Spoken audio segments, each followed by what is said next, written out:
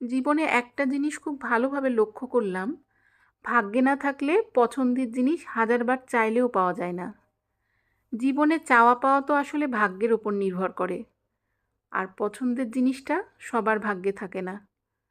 আর যার ভাগ্যে থাকে সেই মূল্য দিতে জানে না।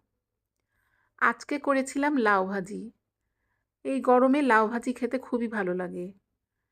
আর লাউ ভাজিটা আসলে গরমে অনেক উপকারী। প্রথমে ফ্রাই প্যানে পেঁয়াজ মরিচ দিয়ে লাউ দিলাম, তার উপরে লবণ হলুদ দিয়ে ভেজে নিলাম। তারপর একটা ডিম স্ক্রাম্বল করে লাউয়ের সাথে মিশিয়ে দিলাম। আর একটু ভেজে নিয়ে তৈরি হয়ে গেল লাউ ভাজি। গরম গরম ভাতের সাথে এই লাউ ভাজিটা খুবই মজা লাগে। আপনারা কে কে এভাবে ভাজি করে থাকেন? কমেন্ট করে অবশ্যই জানাবেন।